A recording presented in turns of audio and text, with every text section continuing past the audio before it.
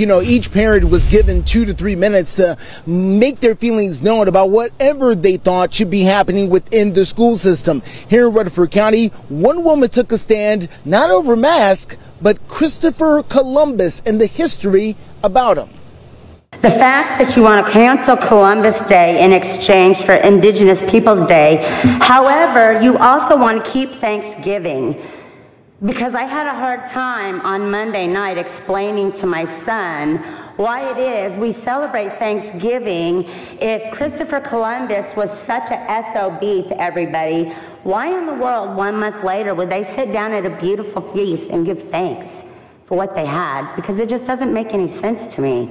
They are more concerned with the fact that they cannot buy bread and milk to put on their shelf. Ma'am, you're being disruptive.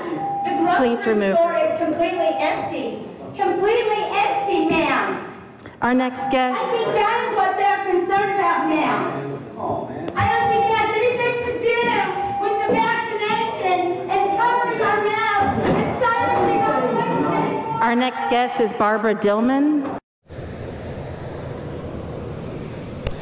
And by the way, that next guest came up and prayed for the next 2.5 minutes there at the Rutherford County School Board meeting.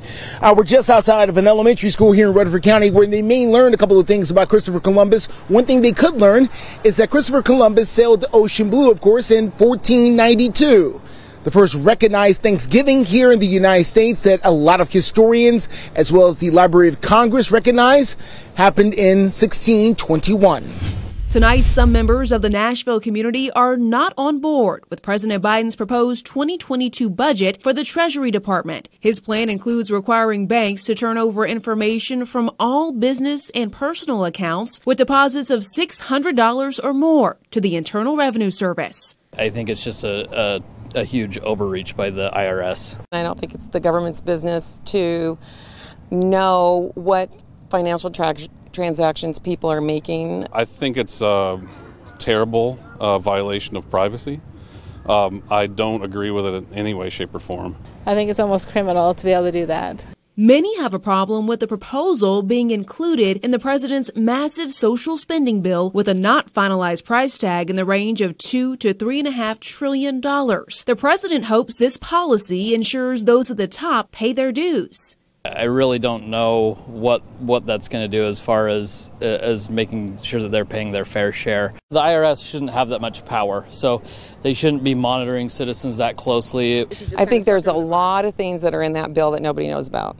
More than 40 leading trade groups oppose the measure. I think there's a point where government overreach is a concern for me and for you and for my children and grandchildren, don't you think? Tonight, Tennessee's Republican Senator Marsha Blackburn sharing her take on privacy concerns, writing, quote, "If they have their way, they'll be using the federal government to spy on your personal bank accounts." $11 million in American Rescue Plan money now earmarked for Montgomery County employees. Workers will receive an additional $5 for each hour worked in the pandemic, up to $10,000.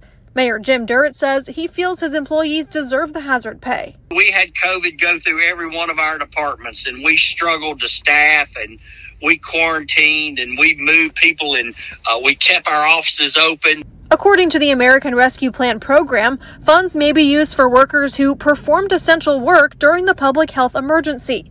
Mayor Durrett says that includes just about every county employee, as they never completely closed services.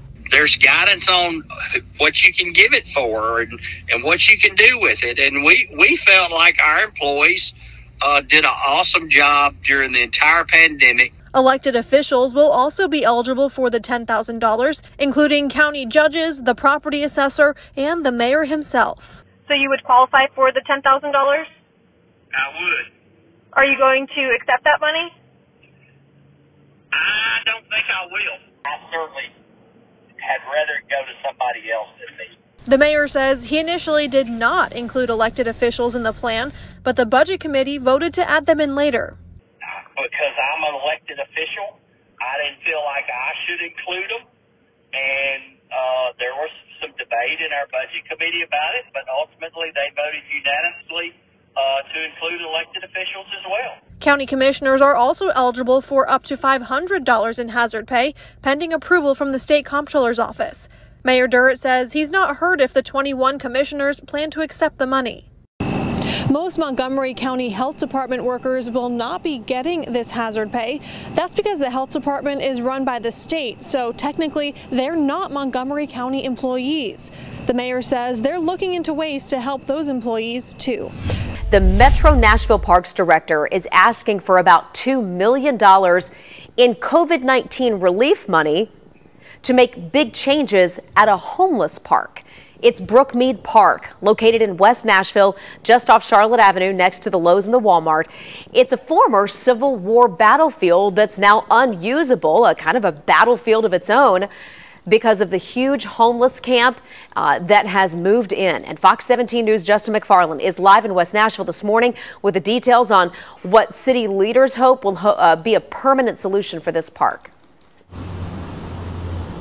Yeah, Jen, this has been going on. As you mentioned, we started covering this back in the summer of last year. But now here we are at this point, and they've already made changes here. They've already cut back lots of the brush in this park. They've already put up a very large fence to try and keep people out. Yet and still, the Metro Parks Director insists that this park, Brookmead Park here in West Nashville, is not safe. It is not usable right now. They want to invest around $1.9 million to put up lights, cameras, and an electronic gate to try and keep people out. They also want the city to focus on more measures to try and improve the homeless issue here within the city. If not, the problem could just come back again or move to another park. That's something they do not want. The hope would be for us to renovate that space so that the public can use it. Right now, it is not at all in condition to be used. It is our custodial staff and our grounds maintenance staff, and it's really all hands on deck. The 4 or 5 times we have gone out over the past several years to clean up the encampment. And as you just heard her say, they've come out here several times in the last 4 or 5 years to try and clean this up. So this has been going on a long time. That's why they believe the electronic gates would be more of a permanent solution to this particular issue.